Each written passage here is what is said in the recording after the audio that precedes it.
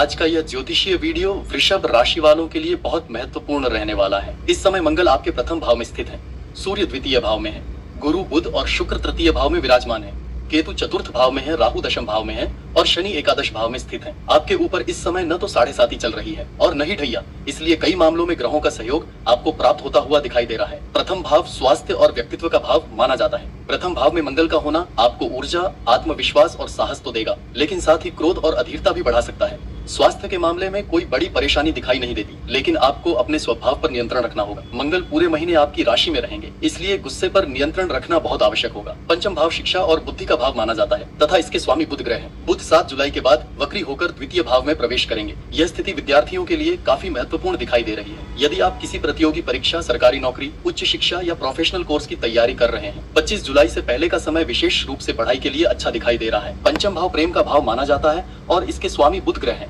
बुध और शुक्र का एक साथ होना प्रेम संबंधों के लिए सकारात्मक संकेत देता है। यदि आप अभी किसी प्रेम संबंध में नहीं हैं, तो इस महीने किसी नए व्यक्ति से परिचय होने की संभावना बन सकती है। हालांकि 7 जुलाई के बाद और लगभग 21 या 22 जुलाई से पहले छोटी छोटी बातों को लेकर कुछ गलत फहमियां भी हो सकती हैं। सप्तम भाव विवाह और जीवन साथी का भाव होता है तथा इसके स्वामी मंगल ग्रह हैं। मंगल का प्रथम भाव में होना और अपनी दृष्टि से सप्तम भाव को देखना वैवाहिक जीवन के लिए अच्छा संकेत माना जाता है। यदि पिछले कुछ समय से जीवन साथी के साथ किसी बात को लेकर मतभेद चल रहे थे, तो उनमें सुधार आने की संभावना है। हालांकि यहाँ भी एक बात का ध्यान रखना होगा कि आपका क्रोध या आवेश रिश्तों में अनावश्यक तनाव पैदा न करे। ग्रहों की स्थिति गृहिणियों के लिए भी काफी महत्वपूर्ण दिखाई दे रही है। घर परिवार से जुड़े कई कार्यों में प्रगति देखने को मिल सकती है। परिवार के सदस्यों का सहयोग मिलेगा और घर का वातावरण पहले की तुलना में अधिक सकारात्मक रहने की संभावना है। नवम भाव भाग्य का भाव माना जाता है और आपके भाग्य के स्वामी शनि ग्रह हैं। शनि इस समय एकादश भाव में स्थित है, जो कि लाभ और उपलब्धियों का भाव माना जाता है। भाग्येश का लाभ भाव में बैठना अपने आप में एक अच्छा संकेत माना जाता है। इसके साथ ही राहु दशम भाव में स्थित है और देवगुरु बृहस्पति अपनी शुभ दृष्टि से भाग्य स्थान को देख रहे हैं। शुक्र और बुध का प्रभाव भी भाग्य भाव पर पड़ रहा है। इस महीने भाग्य आपका अच्छा सहयोग करता हुआ दिखाई दे रहा है।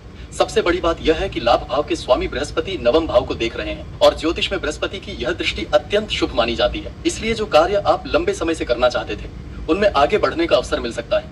शुभ कार्य, मांगलिक कार्य, निवेश, खरीदारी, संपत्ति से जुड़े निर्णय और भविष्य की योजनाओं में सकारात्मक परिणाम देखने को मिल सकते हैं। कुल मिलाकर जुलाई का महीना भाग्य के मामले में आपके लिए काफी मजबूत दिखाई दे रहा है। अब करियर की बात करते हैं। दशम भाव करियर का भाव माना जाता है। दशम भाव में राहु लंबे समय से स्थित है और दशमेश शनि एकादश भाव में बैठे हुए हैं। 5 जुलाई के बाद शुक्र की दृष्टि दशम भाव पर पड़ेगी।